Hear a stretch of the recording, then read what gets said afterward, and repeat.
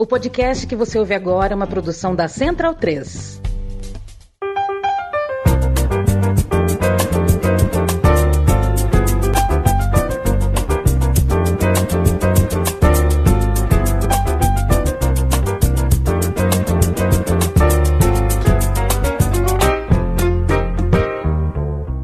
Alô, galera ligada no podcast Meio Campo, está começando mais uma edição da parceria de longa data entre a Central 3 e o trio Ternura de outrora.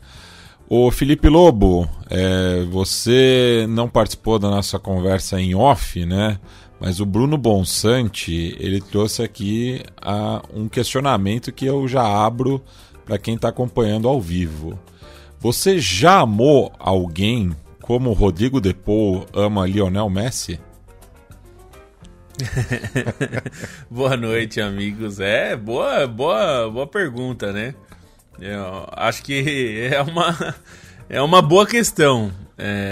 Acho que sim, eu acho que eu amo vocês como eu amo o Rodrigo De Paul. Agora eu fiquei emocionado. A gente faz ali o meio campo ali pra correr, dar umas porradas de vez em quando, xingar alguém, faz parte, a gente faz isso pelas pessoas próximas, mas é algo que normalmente não se vê no futebol desse jeito, né? O Rodrigo De Paul, como o Bonsa até tá colocando, a gente vai mandar newsletter amanhã, que ele abriu mão, né? Ele certamente tinha mais opções para jogar na Europa se ele quisesse. Acho até que em times importantes, se ele assim desejasse. Mas também eu entendo, assim, é difícil falar sobre isso. Virou assunto até no nosso grupo de apoiadores lá alguns dias atrás, porque eu sempre fico imaginando como seria se você é contemporâneo de poder jogar com o Pelé, e o Pelé vai jogar no Cosmos, e ele quer que você vá jogar lá com ele. É um pouco isso pro De Paul. O Messi é o De Paul o Messi é o Pelé dessa geração, né? Então eu acho compreensível se sendo o De Paul, e assim, eu fui pra Buenos Aires logo um ano depois da Copa, né? Menos até, né? Porque eu fui em agosto de 2023. E a devoção que as pessoas passaram a ter pelo Messi, né? Depois de tudo que rolou, é algo maradoniano mesmo, assim, se tornou algo maradoniano. Claro, muito diferente em personalidade, mas então, nesse sentido, eu consigo entender, porque é o chamado, né? Eu fico imaginando se alguém com 30 anos, na época que o Pelé foi pro Cosmos e ele fala, vem jogar comigo, é difícil você não querer jogar com o Pelé, né? Acho que é difícil para um argentino hoje não querer jogar com o Messi, né? O Carlos Alberto Torres, então, é o De Paul do Pelé. Pode ser. Pode ser. Pensando do Maradona, talvez seja o Canidia, assim. Sim. É verdade, é uma boa comparação. O Canidia acho que tinha essa paixão pelo Maradona e vivendo ali, né? Convivendo na seleção e até no clube, né? Uma parte da carreira. E assim também, o Messi também não vai jogar pra sempre, né? Então, talvez depois ainda pode, se quiser voltar pra Europa, se ele estivesse cuidando, dá tempo, né? Acho que isso indica que ele vai renovar contrato com o Inter Miami, né? Senão, imagina a situação, a né? frustração. Ele chega lá depois, tipo, cadê? O Bruno Bonsante, o Inter Miami é tipo um paralelo cinematográfico dos filmes do Adam Sandler? Como assim? Eu não sei. Reúne os amigos pra tirar um barato. Isso, né? Mas é exatamente isso. O Adam Sandler gosta de levar os amigos dele pra lugar bonito, né? É mais ou menos isso mesmo. E se vai fazer isso, né? Se esse é o projeto, então leva uns mais novos, né? Porque, tipo, o Busquets já não tá meio que dando mais, né? Então, até acho que provavelmente quando o De Paul virar jogador designado no que vem, né? Porque agora ele tá meio que numa gambiarra lá. Mas quando ele virar designado do que vem, é provavelmente o Busquets que vai embora. O Alba acabou de renovar contrato. O Leandro Stein, também tivemos aí outra notícia, né, do mercado de transferências, que na verdade assim, ainda não bateram o martelo, mas ao que tudo indica, o Luiz Dias está deixando, né, Liverpool para Munique, vai provavelmente ser aí um novo reforço do Bayern, e queria saber de você, né, se você acha que o encaixe é positivo para o atacante colombiano. Acho que é muito positivo, né? Até pensando na configuração do ataque do Bayern na temporada passada, se tinha uma lacuninha ali para alguém entrar, era justamente na posição do Luiz Dias, né? Entrando mais pelo lado esquerdo ali, pela ponta esquerda. O Bayern de Munique acho que tem boas alternativas até no elenco pensando no setor ofensivo, mas o quarteto titular tem muito peso, né? Assim, o Olise fez uma temporada espetacular de estreia. Ele teve até altos e baixos, né? Teve um momentinho ali que ele caiu um pouco mais, mas acho que para uma temporada de adaptação ele foi excepcional.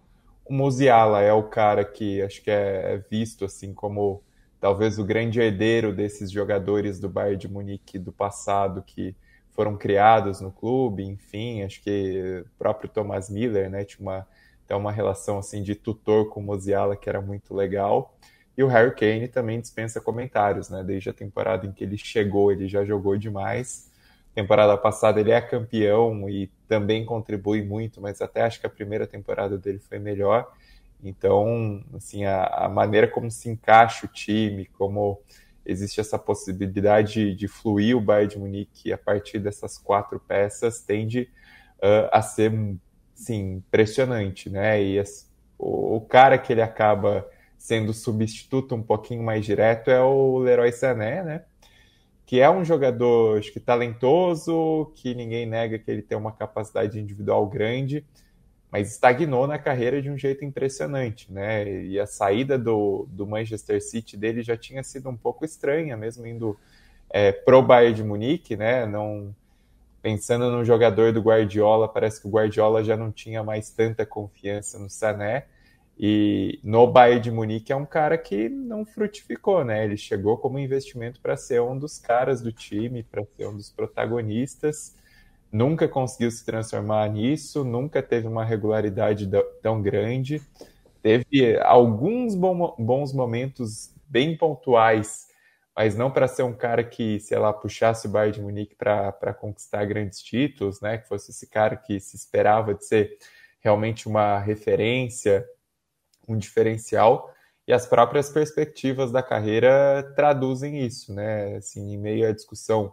da possibilidade de renovação com o Bayern, que existia proposta na mesa, mas com um salário reduzido em relação ao que ele ganhava no contrato anterior, ele preferiu ir para a Turquia, preferiu ganhar um dinheiro mais alto, mas não necessariamente num centro tão grande do futebol e não num clube com as ambições do Bayern de Munique, né? O Galatasaray é um clube gigantesco, tem uma torcida maravilhosa, mas estamos falando de um patamar totalmente diferente.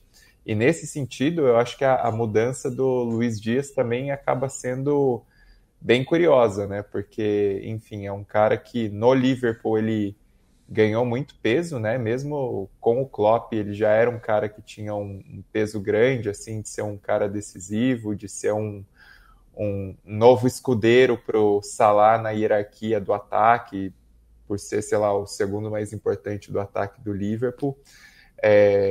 Acaba sendo importante na temporada passada, conquista o título da Premier League, mas prefere mudar de ares, né? E aí não sei se tem exatamente alguma questão de relacionamento com o próprio Arne Slot ou com essa mudança de comando do Liverpool, que, enfim, acabaram motivando essa escolha dele, né, para ir para o Bayern de Munique, e até uma quebra em relação à torcida, né, em relação aos comportamentos dele. Teve a própria questão em relação ao falecimento do Diogo Jota, né, que foi visto, enfim, em momentos não muito oportunos para quem está de luto em relação ao companheiro, né?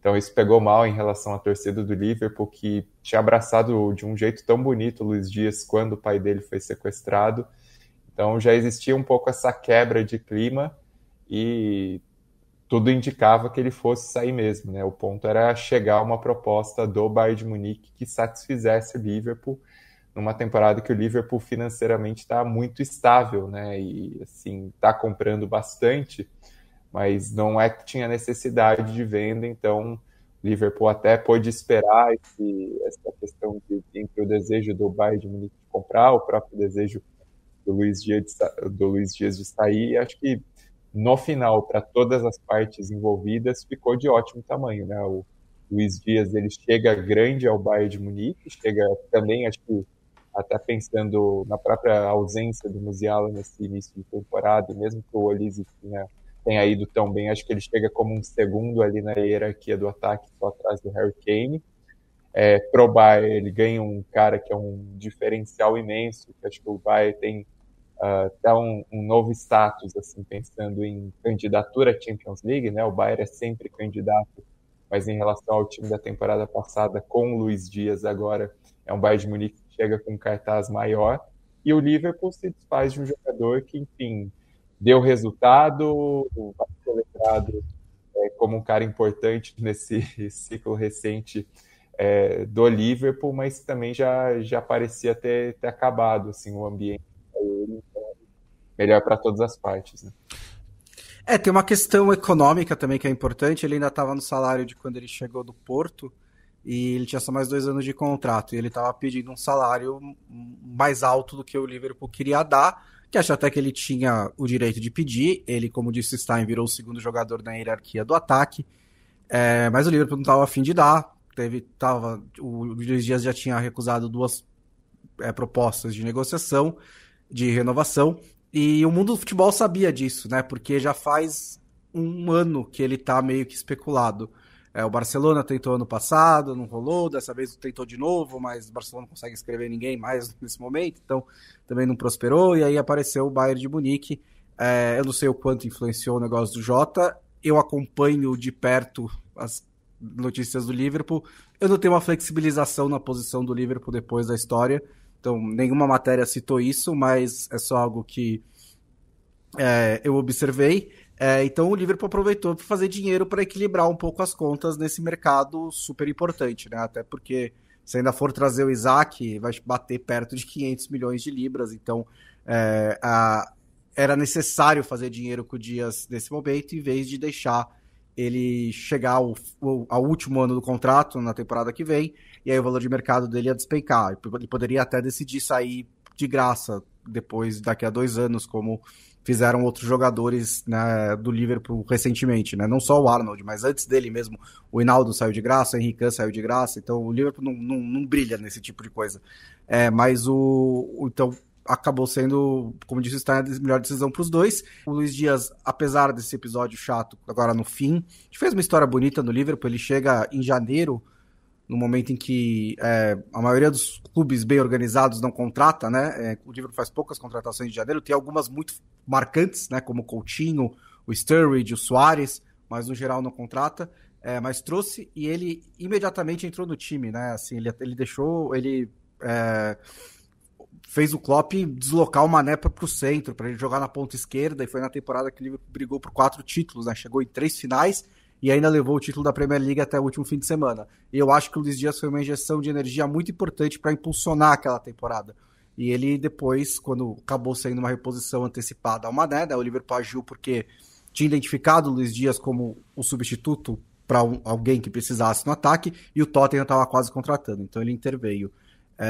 E ele fez ótimos 3 anos e meio com o Liverpool, nesse último jogando até muitas vezes como centroavante, né, o meio que falso 9. O que também é interessante para o Bayern de Munique, porque não tem um reserva muito claro para o Harry Kane, né? Você tem garotos, tem o Kuziazari, tem o Matstel, que saiu para o Tottenham agora, mas você tem essa possibilidade de usar também o Dias como 9, se o Kane não puder jogar, e você tem o Gnabry, tem o Coman ainda para jogar pelas pontas, isso também pode ser importante para o Bayern de Munique. E quem está fazendo o caminho inverso, né, trocando a Alemanha pela Inglaterra, é o Granit Xhaka, que eu até me surpreendi, né? Eu achava que ele fosse um pouco mais velho, né? Mas tem apenas 32 anos, né? Sai do Bayer Leverkusen, né? Onde foi muito importante na conquista da dobradinha, né? Da Bundesliga e da Copa da Alemanha, e vai ser aí a principal contratação da volta do Sunderland à Premier League. Esse era esperado um pouco que o Xhaka fizesse essa saída. Me surpreende um pouco o Sunderland, mas tem uma questão aí de ele, enfim, querer voltar para a Inglaterra, e o Leverkusen não parecia muito disposto a liberá-lo, mas enfim, deve ter rolado uma conversa ali.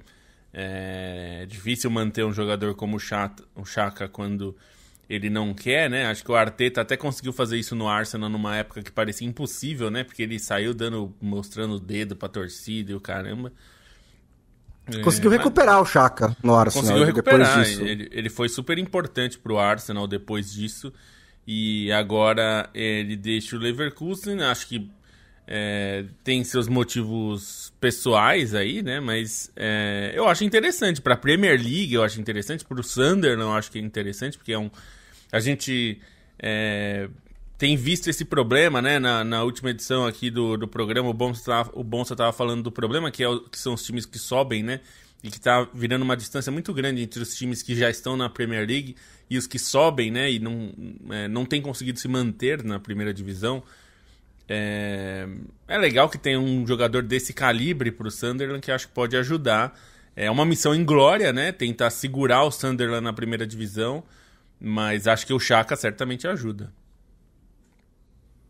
Sobre o Xhaka, tem até uma questão interessante que eu confesso que eu não fui buscar ainda, mas talvez tenha alguma relação, porque a mudança dele, quando ele sai do Arsenal para ir para o Bayer Leverkusen, foi até uma questão familiar, né? Porque ele jogou por muito tempo no Borussia Mönchengladbach e a esposa dele é da região ali, e o Leverkusen também fica na região, então acabou sendo uma opção, porque ele saiu do Arsenal em alta, né? Ele saiu na melhor temporada dele, talvez, no Arsenal, assim, em relação à recuperação. Tanto que o clube até, de certa maneira, ajudou essa saída dele, assim, facilitou os trâmites para ele sair, porque era uma decisão pessoal. Não sei como é que está o casamento dele para escolher para ir para o Sunderland, né? Mas, enfim, acaba sendo bastante curioso nesse sentido. E sobre o Sunderland, obviamente tem toda essa questão de manutenção na primeira divisão, enfim, como é difícil para os times que acabaram de subir, ainda mais pensando no Sunderland, que é um time que veio dos playoffs, né? Então, eu tô achando assim, a atuação do Sunderland no mercado de transferências de uma maneira geral está sendo bastante interessante, porque se por um lado o Xhaka é um cara que chega com uma experiência muito grande, o restante do time assim, tem uma mescla interessante entre contratações de caras mais jovens, tem o Reinildo que veio de graça do Atlético de Madrid, né, ao final do contrato, tem o Adingra do Brighton, que não fez uma temporada passada tão boa, mas é um cara muito talentoso, né? O cara protagonista da seleção da Costa do Marfim, título da Copa Africana de Nações. Ainda foi buscar destaques de outras ligas, né? O Noah Sadik, que foi um volante bem importante no título da União Saint-Gilloise no Campeonato Belga. O Shamsdine Taub, que foi também um dos grandes destaques do Clube Brugge na campanha na Champions League. O Habib Diarra, que também jogou muita bola na campanha do Strasbourg na Ligue 1. Então, estou achando, assim, pelo menos essa observação de mercado do Sunderland para contratar, enfim, para tentar ter mais corpo para permanecer na Premier League, está sendo algo acima da média. Obviamente, não garante nada, né? Um exemplo recente de time que eu achei que contratou bem, sobretudo pensando em jovens, foi Southampton, na temporada ainda, na passagem anterior pela Premier League, não durou, né? Assim, então, acho que vai muito ali do encaixe também, muito de tentar diminuir estes abismos, mas em relação ao potencial do que está se contratando, o Sunderland tem contratado muito bem, e agora ganha um cara que não sei quem vai ser o dono da faixa, Mas o Xhaka acho que chega no Estádio da Luz ali com pecha para receber a braçadeira de capitão, pelo tamanho que ele tem, pela própria vivência na Premier League, na seleção suíça também, né, como um cara tão importante aí desses últimos ciclos, dessa geração que desde as categorias de base se destaca na seleção da Suíça. Acho que pode ser bastante interessante nesse sentido. Ele claramente chega, né, para ser esse adulto na sala. Eu até li hoje, acho que no The Athletic, por pura probabilidade, no The Athletic, né, é que o Enzo Lefebvre foi o único jogador mais velho que os novos donos do Sunderland, que compraram o clube 2 anos atrás, pagaram uma taxa de transferência significativa, né? Então, todos esses 2 anos, eles só estão gastando dinheiro em jogadores jovens para ter poder de revenda. É que não tem investimento melhor do que ficar na Premier League, né? Então, se você conseguir trazer uns veteranos para te ajudar a fazer isso, né? Acho que isso também pode ajudar. E acho que o Xhaka, claramente, é um cara muito bem qualificado para esse tipo de coisa. Eu não me espanto ele querer voltar para a Premier League, eu me espantei um pouco com o quanto ele quer, né? Porque o Bayer Leverkusen claramente não queria negociá-lo. Ele podia ter falado, tá, dou mais 1 ano e tal, mas ele, mesmo depois do Ten Hag dizer em público que ele não ia sair, ainda assim a transferência avançou. O Bayer Leverkusen também, assim, não é mais o mesmo, né? Eu não acho que vai despencar. Acho que ainda tem a maior parte dos seus jogadores ainda tá lá. Acho que o Ten Hag é um técnico competente. Mas saiu o Vrit, saiu o Frimpong, saiu o Xabi Alonso, agora sai o Xhaka. Então vai ser um momento meio de transição. E aí ele decidiu vir. Acho muito interessante. Como ninguém sabe como fazer, né?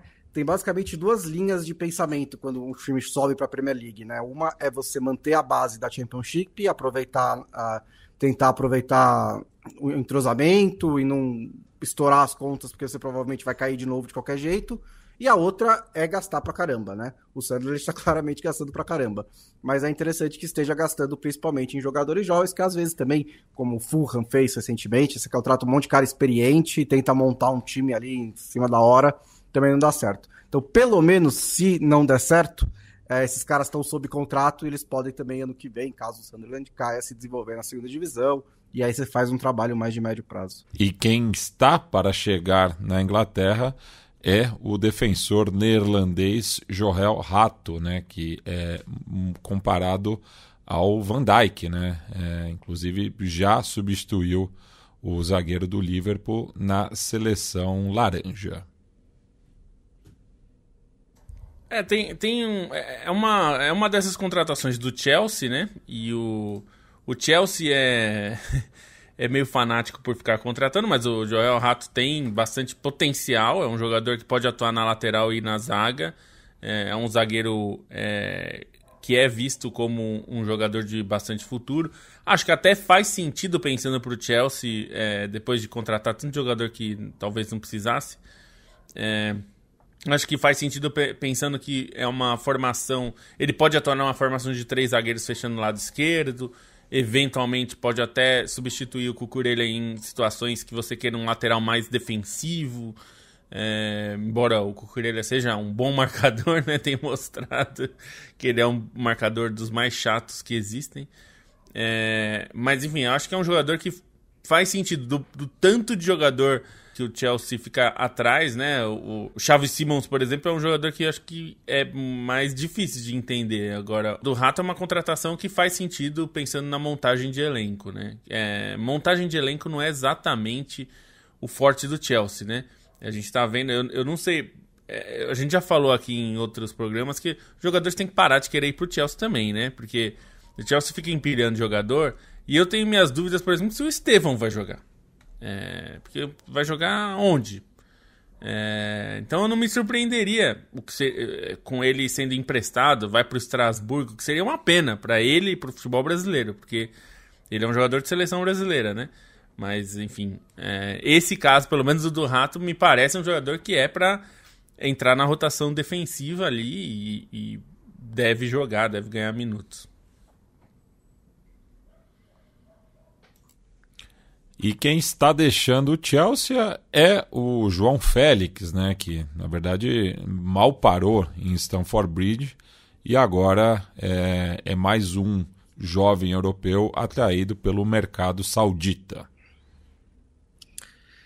Ele estava perto de voltar para o Benfica, aí os sauditas apareceram e deram aquela atravessada. E aí, assim, também, né, eu não quero ler muito sobre essa decisão, mas ele falou, então agora eu vou ganhar dinheiro de verdade. E foi pro Al Nassr, né, assim, ele ainda tem idade para voltar para a Europa, agora não tem exatamente quantos anos ele tem, mas eu acho que ele 25. Tem 25 anos ainda, ele ainda pode jogar 4 anos lá e voltar para a Europa, mas é um caso muito louco do João Félix, né? Porque para um clube como o Atlético de Madrid, investiu o que ele investiu no João Félix, eles tinham que ter muita certeza que ele era o cara certo, né? Para ser o substituto do Griezmann. Foi para isso que ele foi contratado. Certeza, sim, além de observação, de ficar vendo fita e scout e tal. Acho que até também de personalidade, porque é um tipo de investimento que o Atlético de Madrid faz uma vez realmente a cada muito tempo, né? E ter dado tão errado me deixa muito chocado. Assim, ele teve bons momentos no Atlético de Madrid, ele sofreu com lesões, ele teve ali alguns fatores atenuantes, né? Não foi tudo o Simeone quer que ele corra e ele não quer correr, mas chegou a um ponto em que era meio que isso, né? As mensagens que vinham do Atlético de Madrid era meio, ele não tem intensidade para jogar no estilo do Simeone. E aí ele sai e acaba descobrindo que ele não tem intensidade para jogar no estilo de nenhum técnico da Europa, né? Porque ele vai para o Chelsea, depois vai para o Milan e em nenhum lugar ele consegue ficar. E para um jogador tão talentoso que tava assim, qualquer um conseguiria contratar, né? Qualquer clube de que tem mais ou menos dinheiro, né? Para pagar 30, 50 milhões hoje em dia, e não tinha nenhum, né? O Benfica estava tentando ali meio que nós vamos recuperá-lo, ele é um garoto que a gente formou, mas aí preferiu a grana. É uma pena, porque ele é um talento muito, muito grande, né? Ele é um jogador, ele sabe jogar futebol muito bem, né? Mas foram ali outras questões mais de questão física, um pouquinho de mentalidade, que impediram ele de atingir todo esse potencial. Assim, 25 anos também, sinceramente, ainda tem tempo dele fazer alguma coisa na carreira dele, além de dar assistência para o Cristiano Ronaldo. Mas, por enquanto, né, esse primeiro ciclo dele na Europa termina de um jeito bem, para mim, inesperado. Para mim, é um caso clássico assim de postura do jogador, né? A gente viu tantas e tantas chances para o João Félix e ele não teve uma postura de tentar retomar, né? Parecia que, às vezes, no jogo de estreia, ele aparecia com muita vontade. E aí não acontecia. E tantas chances em clubes importantes, né? Em clubes de relevo, em ligas diferentes, em contextos diferentes, com treinadores diferentes. Fica muito marcado o conflito com o Simeone, né? O Simeone claramente tinha uma discordância ali em relação, acho que a postura mesmo dele, enfim, e a própria discussão sobre estilo de jogo, como encaixar, mas a gente viu com o tempo que, assim, a discussão sobre como encaixar João Félix no Atlético de Madrid se diluiu porque ninguém conseguiu encaixar o João Félix de uma maneira satisfatória, né? E em nenhuma liga ele conseguiu render aquilo que se esperava quando ele surgiu no início da carreira. Obviamente, no Campeonato Saudita ele tem chances de voar e chega com um tutor importante, né? Com tutores importantes, pensando em Cristiano Ronaldo, pensando no próprio Jorge Jesus agora à frente do Al Nassr, que pode facilitar um pouco também nessa nova realidade dele, mas acho que é muito a disposição dele, né? E acho difícil, assim, o cara estando num contexto do Campeonato Saudita, que é um ritmo mais baixo, a gente não pode negar ainda que o Al Hilal tenha feito uma grande campanha no Mundial, às vezes pode ser difícil essa readaptação ao futebol europeu posteriormente, se ele voltar, ele vai voltar acho que com uns 27, 28 anos que seja, então eu acho que vai ser um desses talentos perdidos, pode ser rei na Arábia Saudita e pode escrever uma história bonita até na Arábia Saudita dentro desse contexto de competições locais. Não acho que feche a porta totalmente para ele continuar sendo uma peça recorrente, alternativa na seleção portuguesa, obviamente sem um protagonismo, né? Acho difícil também ver o João Félix virando um figurão na seleção portuguesa jogando no Al Nassr, mas para mim é um caso clássico de talento desperdiçado mesmo. O Gabi Veiga voltou, né? A gente também falava, tipo, o Gabi Veiga vai para a Arábia Saudita, já voltou. Mas deu um passinho, tipo, quando ele tava no Celta de Vigo, era meio ele talvez vá para um grande, vai para uma liga grande, e acabou voltando para o Porto, né? Então, é que clube grande, mas de uma liga mais fraca do que as outras 5. Então, talvez é que no caso do João Félix não tem muito como ele ir para trás, né? Na Europa ele já tava, tipo, basicamente desacreditado. Então, mas pode voltar, ainda tem idade para isso. Tem, assim, mas ele ficou com uma imagem negativa agora com os torcedores, porque havia uma expectativa de que eles recuperassem, né? E claro que o futebol esquece essas coisas, né? Na hora, se o time basta uma crise e tal, de repente um jogador do passado volta, a gente vê isso acontecer o tempo todo, mas acho que, assim, esportivamente ainda faria mais sentido o Benfica, mas, assim, nada esportivamente deu muito certo pro João Félix também, né? Então, com 25 anos, a gente tem a sensação de que a gente já viu tudo que tinha pra ver dele. O que é péssimo, né? Você pensar de um jogador que não chegou nem no auge físico ainda, físico e mental, né? Aquela combinação que normalmente a gente fala que o jogador chega ali pelos 28, 30 anos, é onde o jogador tá no seu potencial máximo. Mas é difícil a gente imaginar que o João Félix pode fazer mais, né? Porque se de um lado se esperava que era o Simeone, né, que não sabia lidar com talento, agora a gente está vendo que tem uma questão muito maior, né? Porque mesmo na seleção portuguesa se esperava que ele fosse alguém muito maior, e o próprio Diogo Jota foi um jogador que não era incensado como um talento como o João Félix no começo, mas era muito mais importante para a seleção. Mas, assim, muitas vezes mais.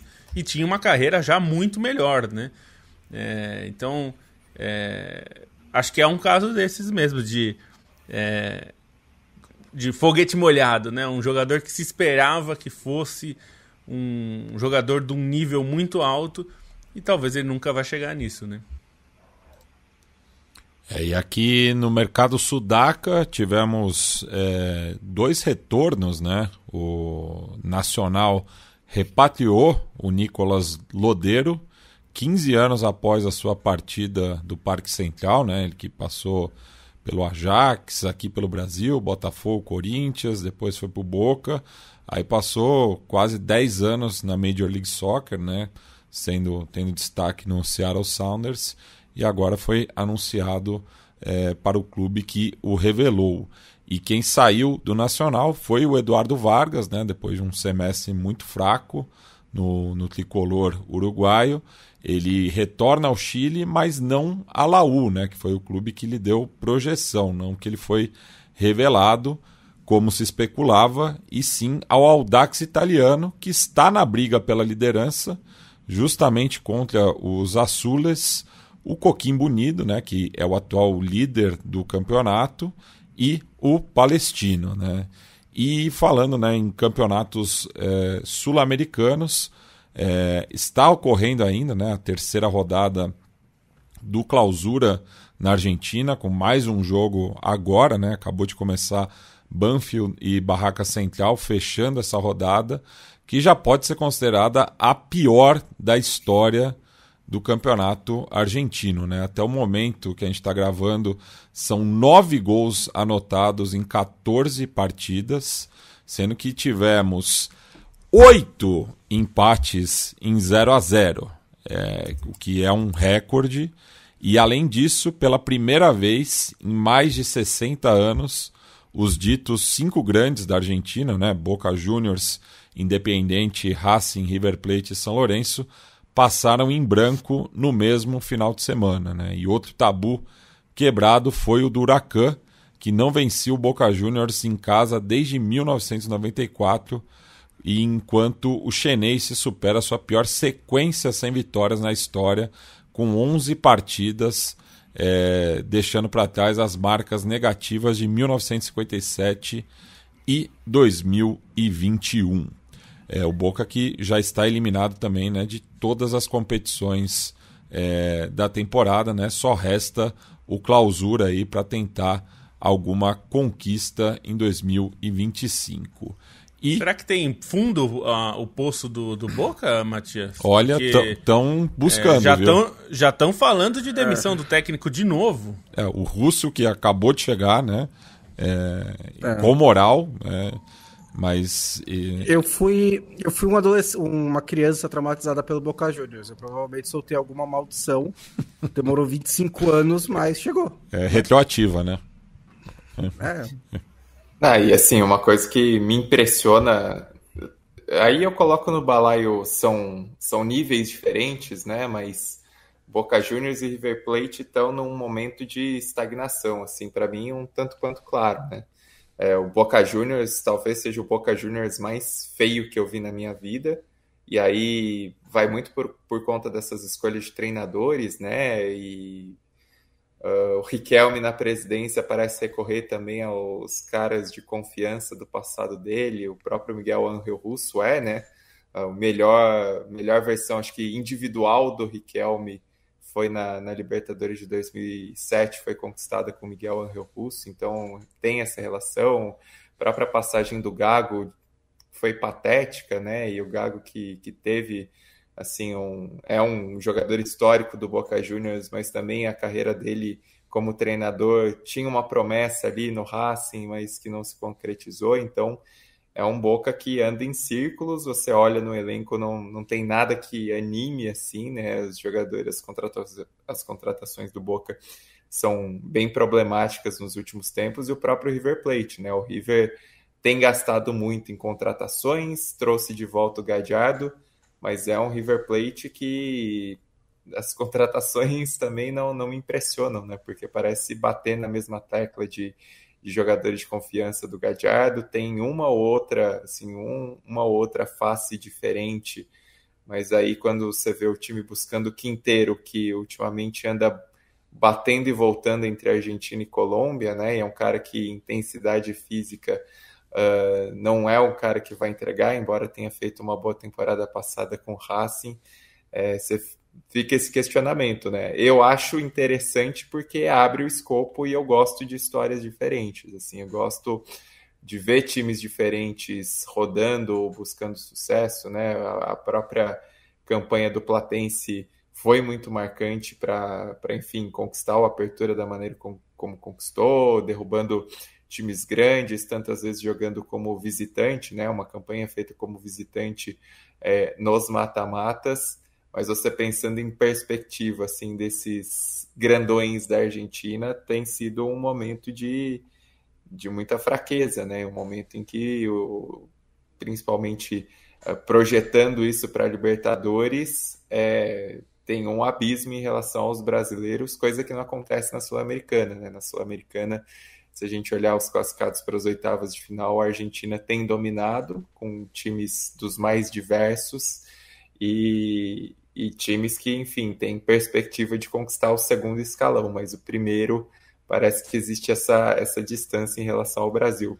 E assim, olhando esses placares todos, é basicamente um código binário que aconteceu na tabela do Campeonato Argentino, né? E até lembro antes, na redação do antigo site, principalmente quando o Biratã estava lá, o Biratã era o editor, eu costumava brincar com o Biratã que esses 0-0, 1-0, 1-1 era a tabela do campeonato francês, assim, durante um tempo, que eram jogos muito físicos, e a gente tinha uma escassez tremenda de gols, assim, era uma tabela meio clássica do campeonato francês. Agora o argentino eu também vejo como um reflexo do que é esse projeto futebolístico / político do Tiki-Tapia, de inchar o campeonato, de, enfim, expandir o campeonato também para outros lugares da Argentina que, se por um lado pode soar como algo positivo, por outro ele acaba gerando também esse enfraquecimento, né? Acaba gerando, enfim, um futebol também um pouco mais travado, uma série de questões, né? E até a própria distribuição de recursos em relação aos clubes da elite, enfim.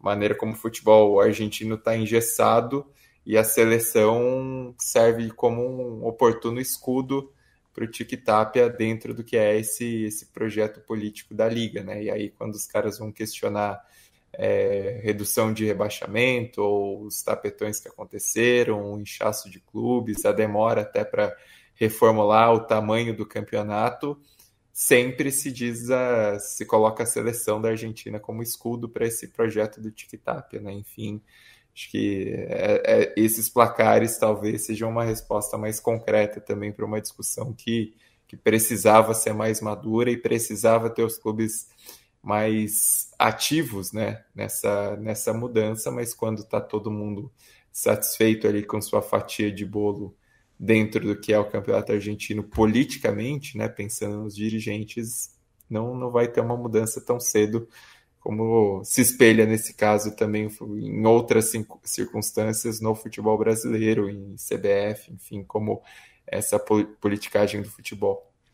Bem, e também tivemos nesse final de semana a última rodada da fase de grupos da Série D, que acabou definindo os confrontos do mata-mata, né, com clubes tradicionais se enfrentando logo de cara, né? Teremos aí então na próxima fase Maranhão contra Tunaluso, Sergipe contra Santa Cruz, Ferroviário contra Asa, Misto contra a Portuguesa e Marcílio Dias contra Inter de Limeira, né? Lembrando que alguns clubes tradicionais também já ficaram pelo caminho, né? Casos do 13, do Brasil de Pelotas, do Goiânia, do Pouso Alegre, do Uberlândia e do Operário do Mato Grosso do Sul.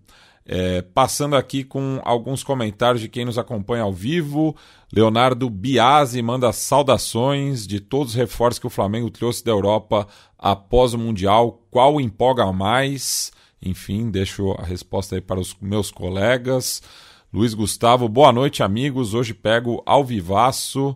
João Fernandes Garcia, nosso apoiador, manda um boa noite, passando a acompanhar ao vivo por esses dias por motivo de substituição na atividade.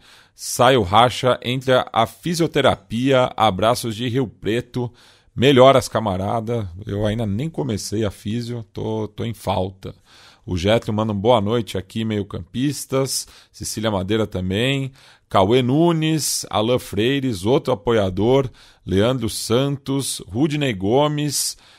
Pergunta aqui, né, se o Liverpool chegar a um acordo por Isaac, quem será a melhor contratação do Liverpool? Isaac ou Florian Wirtz? José Nilson Vinícius manda um abraço aqui também, como o Francisco Setaro, o Bilbo Boleiro, outro apoiador, diz que o Ten Hag deixou uma imagem muito ruim no United. Giovanni Lima Montenegro e Nico Rodrigues, outros dois apoiadores, mandam boa noite aqui. E também fica aqui o comentário da ouvinte Luísa F, né, que manda boa noite e diz, né, aguardando ansiosamente sobre o tema da Eurocopa Feminina e Copa América Feminina. Admiro muito o trabalho de cada um de vocês. Só antes de passar para a Eurocopa Feminina, Jorginho, acho que é o que tem menos dúvidas entre talento e não sei o quê. Mas que perguntou após o Mundial. É que o Jorginho já tinha chegado. Então... Mas então é só entre o Emerson e o Saul, então, né? Então... que tá falando do Samuel Lino, né? Enfim. Bom, se fechar o Lino é o Lino, com certeza. Virtus? Sim, entre Emerson e Royal e Saul, pelo amor de Deus. Também. Piores das decisões mais difíceis. Então...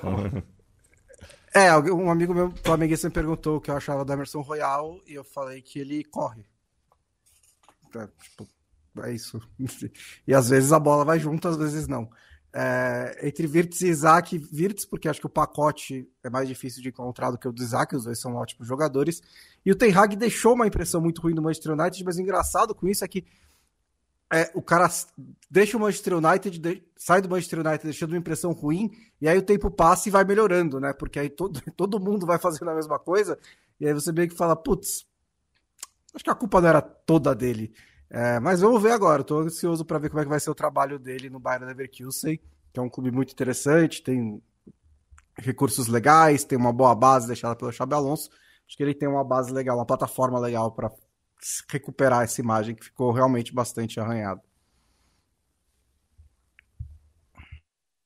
Bem, e tivemos a conquista do bicampeonato consecutivo das Leoas na final da Eurocopa Feminina, batendo a atual campeã mundial, a Espanha. Incrível que a gente está falando de uma conquista da Inglaterra nos pênaltis, né? E não foi a primeira disputa de pênaltis que a Inglaterra passou, né? E na Eurocopa. Pois é, na Eurocopa. Então, não, assim, é algo gigantesco. A Sarina tem que ser tratada como uma craque mesmo, como das técnicas. Tricampeã, né? Da Eurocopa, ganhou a primeira com a seleção holandesa, né? O país dela. E ganhou 2 vezes agora com a Inglaterra. Repetiu a final da Copa, né? A Inglaterra ganhou a Euro, mas perdeu a Copa para a Espanha. E vencer a Espanha ainda que nos pênaltis, acho que mostra que esses 2 times, a gente tinha falado, esses 2 times já eram os mais cogitados, né? Provavelmente para serem os finalistas, as 2 equipes mais bem preparadas ali, que vêm de resultados melhores.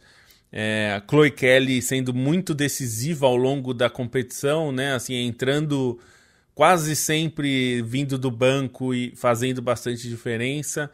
É uma Inglaterra que teve muitos problemas durante a competição, né? De sofrer ali em muitos jogos, mas conseguiu esse título. E até eu vi uma manchete no Guardian, se eu não me engano, no Guardian Independent, acho que no Guardian, colocando que a Inglaterra jamais, no futebol feminino a gente está falando, evidentemente, a Inglaterra jamais será subestimada de novo no futebol feminino. Isso é muito ver, assim, é um time que está fazendo uma história absolutamente fantástica, né? A gente está vendo que eles chamam de back-to-back, né? Ganhar 2 Euros seguidas por uma conquista muito histórica, com uma final de Copa no meio, né?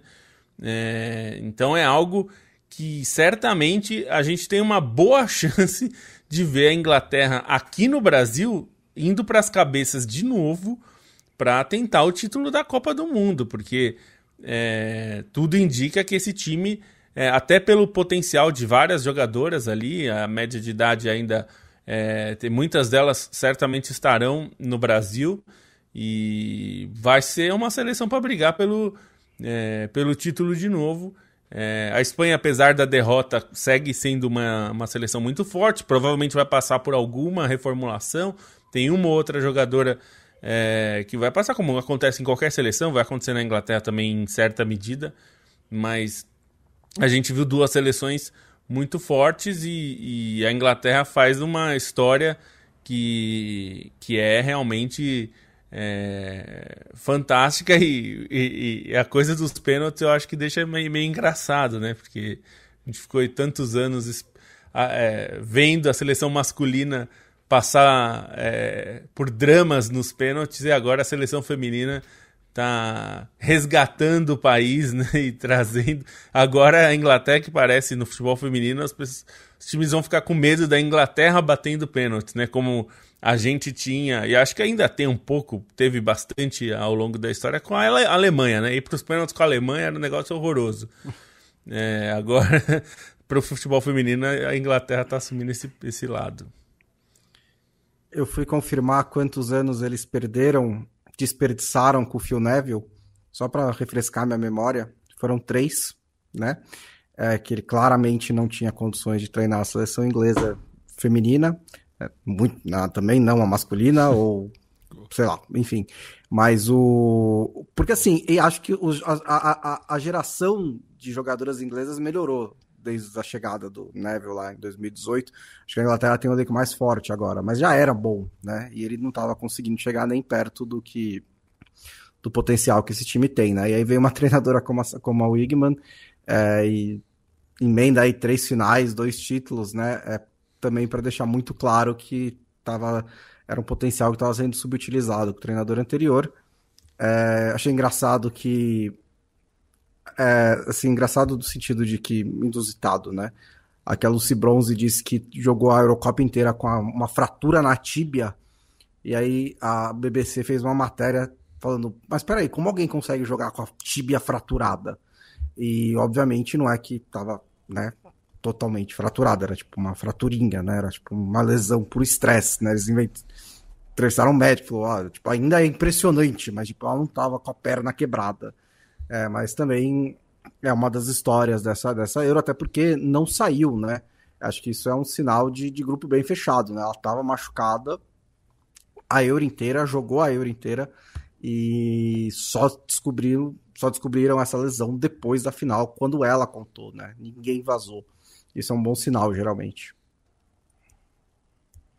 E sobre assim, pensando nas duas seleções, né? A gente tinha até falado no programa de sexta-feira como o futebol de clubes acabava refletindo um pouco o que seria essa final, né? A relevância do futebol de clubes. Mas acho que é interessante pontuar também como, pensando em projeto de futebol de clubes, a Inglaterra é muito mais interessante, né? Você tem uma liga forte como é a liga inglesa, você ter uma distribuição maior de forças entre as equipes, você ter até um número relevante também de jogadoras estrangeiras, né, de estrelas estrangeiras no campeonato inglês, enquanto a seleção espanhola ela acaba, querendo ou não, bebendo muito da fonte do Barcelona, né, que também tem suas estrelas estrangeiras, mas acaba tendo um impacto muito maior na seleção espanhola em relação ao protagonismo das jogadoras, enfim, ao que são projetos paralelos, né? A seleção espanhola acaba dependendo muito mais desse sucesso do Barcelona, acaba refletindo mais do que a seleção inglesa, que mostra um ambiente mais amplo, né? E assim, aí você também tem não só uma questão dessa organização dos clubes, mas também do próprio ambiente nas arquibancadas, né? E a maneira como o futebol inglês também cresceu no futebol feminino em relação ao público, as quebras de recorde em vários clubes, o investimento dos próprios clubes em relação aos estádios, né? Acho que o exemplo recente mais legal é o do Everton levando o seu time feminino para jogar no Goodison Park. Isso eu achei uma solução sensacional. Então você tem essa construção, uma construção que também se nota na própria seleção, e como o Bonsa bem falou, a Sarina Wiegman é uma escolha sensacional assim, para comandar esse projeto, né? E aí esse título da Eurocopa só reafirma a treinadora fora de série que porque vamos lembrar que ela era a treinadora da Holanda, campeã da Eurocopa em 2017, e depois acaba conduzindo a Inglaterra esses dois títulos mais recentes, né? Então tem um cenário dominante assim dela no contexto europeu, tem a perda da Copa do Mundo em 2023, que enfim pode ser lamentada, mas como um todo, assim, como reflexo, o futebol inglês hoje é a grande potência do futebol feminino, tanto pensando nesse ambiente mais generalizado dos clubes, quanto por aquilo que a seleção faz. Sabe o que é engraçado, Stein? Eu fui olhar, porque eu também tenho essa impressão que é verdadeira, né? De que é um futebol mais equilibrado. Eu falei, deixa eu ver quantos campeões diferentes teve na Superliga Feminina nos últimos anos. Nenhum. O Chelsea ganhou os últimos 6. Mas é que realmente, mas apesar disso, realmente né? Você tem um projeto forte do Manchester City, você tem o Arsenal campeão europeu, né? Então, assim, por circunstâncias, o Chelsea ganha o campeonato inglês feminino o tempo inteiro, mas você tem uma pluralidade maior de bons programas de futebol feminino, pelo menos maior do que na Espanha. Assim, não é muito diferente do que acontece no futebol masculino, né? Acho que a gente não tem dúvidas da pluralidade da Premier League, até comparando com as outras ligas europeias, assim, em relação à elite, mas a gente teve o Manchester City ganhando quase todos os que o Manchester City não ganhou nos últimos anos foram para o Liverpool. E falando também de outras competições continentais de seleções de mulheres, as Super Falcoas conquistaram seu 10º título africano em 13 edições disputadas, mostrando um domínio aí muito grande da Nigéria no continente africano, né? Tirando essas conquistas, temos 2 da Guiné Equatorial, que acaba se aproveitando da estrutura do futebol feminino na Espanha, né? Muitas jogadoras são provenientes do país ibérico, que era a antiga metrópole da Guiné Equatorial, e 1 da África do Sul, né? Que fez uma boa campanha na última Copa do Mundo feminina. E aqui na Copa América, né? Daqui a pouco às 9 horas temos a primeira partida da semifinal entre Argentina e Colômbia, que jogarão na Casablanca, estádio da LDU em Quito, e amanhã, no mesmo horário, Brasil e Uruguai se enfrentam, né, para decidir aí a campeã da América do Sul do futebol feminino. Felipe Lobo, temos destaques aí dos amistosos de pré-temporada na Europa? Muitos amistosos, a pré-temporada rolando no futebol europeu. A gente teve uma vitória do Arsenal, que ainda não tem o Gyökeres, mas já teve um nome que chamou bastante a atenção. O Max Doman, de 15 anos. 15 anos. Chamou bastante a atenção ali. A gente não sabe se ele vai jogar, né? Pré-temporada... muitos jogadores ganham chances, muitos deles acabam não jogando ao longo da temporada muitos minutos, mas chamou a atenção porque ele mostrou ali mostrou talento e entrou bem no jogo, então dá uma sensação que pode ser um jogador para atuar. A Roma teve o primeiro gol de Evan Ferguson, que foi contratado vindo do Brighton, foi emprestado pelo Brighton à Roma. Na sexta-feira até o Bonsa comentou que é um jogador que a gente tem a sensação de ser mais velho, né? Porque ele tem só 20 anos, mas ele já está atuando no Brighton, no time principal, desde os 17. Então, com uma regularidade, né? Ele se machucou, teve problema de lesão, mas ele é um jogador que tem um potencial bastante grande, ainda mais considerando que esse time é muito ofensivo da Roma, né? A não ser que o Gasperini mude tudo que ele faz, o que é muito difícil. Então eu acho que é interessante, assim, e fez gol. Richard Hughes, que ia para Roma, mas foi para o Benfica, também estreou no amistoso contra o Fenerbahçe do Mourinho. Também fez uma boa estreia, bem avaliado pela imprensa local. Teve um Liverpool 2, Milan 4. 2 times de campeões europeus aí se enfrentando, e é um amistoso, né? Mas o Rafael Leão foi muito bem, o Allegri testando um esquema com 3 zagueiros, o Leão de centroavante. Pro Milan foi interessante. O Liverpool jogou muito desfalcado ainda, né? Não só porque está contratando gente ainda, mas porque também ali não estava completo. Então acho que também, como qualquer amistoso de pré-temporada, não dá para levar muita ferro e fogo.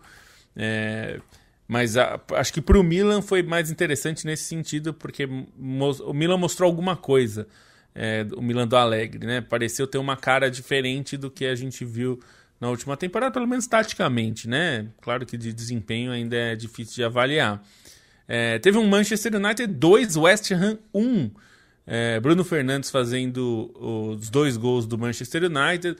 Assim como a gente está falando do Milan, eu acho que ali o que vale mais do que o resultado é a forma como o time tem jogado. Me parece que o Rubem Amorim tem imprimido ali o jeito dele mesmo, e dessa vez parece estar funcionando mais próximo do que a gente se acostumou a ver antes. Não quer dizer que vai funcionar na temporada, mas ele parece ter insistido para montar o time do jeito que ele acredita que dê para jogar. O que acho que é um bom sinal, porque afinal foi para isso que o Manchester United contratou ele, né? Você não contratou ele para fazer algo que ele fazia diferente. O nosso craque de FM, que o Bruno Bonsante já contratou em todos os times que ele comandou, que é o Rooney Bardghli, não sei como é que... Rooney Bardghli. Fez o seu gol no jogo do Barcelona contra o Vissel Kobe, lá no Japão. O Barcelona venceu por 3-1, e ele fez um dos gols entrando. Acho que ele tem... claro que tem muito jogador que é talento de FM que não vinga, né? A gente não tem como saber, mas ele realmente tem bastante potencial. E nesse time do Barcelona, que é um time muito rápido, gosta de atuar com troca rápida ali de passe, parece que vai ser alguém interessante vindo do banco para esse ataque. Vou destacar ainda o Como, que fez 3-0 no Ajax, porque, de novo, os resultados importam menos, mas o Nico Paz comandando esse time do Como e com o Fábregas de técnico. O Nico Paz, que é um jogador que o Real Madrid tem uma cláusula de recompra. Muita gente imaginou que o Real Madrid exerceria essa cláusula ou para revender ou até para aproveitar no time. O Real Madrid manteve lá, mas a cláusula continua, então o Real Madrid ao final da próxima temporada ainda vai poder exercer essa recompra do jogador, né? E acho que ele vai se manter desenvolvendo lá. O trabalho no Como foi muito bom, né? Ao contrário do que a gente tem visto na Premier League, o Como foi um caso à parte, porque subiu e ficou bem longe da zona de rebaixamento, né? Subiu e ficou bastante estável ali no meio da tabela, o que é muito bom para um time desse tamanho, né? A gente não está falando de um time... Ele tem investimento meio alto, né? Tem que a questão é que assim, alto. É que lógico, todos os clubes que sobem da Premier League também tem, né? Porque é uma liga rica. Mas é que o tipo de investimento que faz a diferença, né, para a Premier League é muito mais alto do que na Itália, que é uma liga que ainda é mais pobre nesse momento. Enfim, teve para fechar aqui dos principais do que eu peguei, Bochum e Leverkusen. Leverkusen também venceu o Bochum e teve gol do 2-0, gol do Patrick Schick, que é um dos jogadores que desde a Eurocopa tem sido um jogador com muitos gols, né, fazendo gols importantes. Então, uma rodada aí de amistosos pela Europa para a gente começar a ver a cara dos times, né? Acho que esse é o mais importante na pré-temporada. Mais do que os resultados é ver um pouco a cara que o time vai ter, né? E o Leverkusen já mostrou uma grande evolução desde o jogo contra o Sub-20 do Flamengo, né? Tá melhorando. Considerando que tomou uma goleada do Sub-20 do Flamengo, mas melhorou. Flamengo que... Ou vai ver o Sub-20 do Flamengo, pode jogar Bundesliga, não sei. O Flamengo, os garotos do Ninho que se vingaram, né, dos alemães. Bem, senhores, é isso. A gente encerra mais essa edição. Voltemos na sexta-feira, a partir das 14 horas. Lembre-se também de assinar a newsletter do Meio Campo, que pinga na terça-feira para os apoiadores pagos e na sexta para todo mundo que assinar, versão gratuita e aberta. Também tem o apoio para o canal do Meio Campo no YouTube. Lembrando que a partir do Plano Centenário você tem o acesso ao grupo de mensagens no WhatsApp, que vai contar comigo, com Bruno Bonsante, Felipe Lobo, Leandro Stein e a mim também, interagindo ali sempre com muito respeito, debate de alto nível. Então fica o convite para você apoiar o Meio Campo dessas duas formas. Então é isso, a gente volta sexta-feira com mais uma edição ao vivo a partir das 14 horas e sempre disponível no feed do Meio Campo, nos principais agregadores de podcast. Tchau, tchau!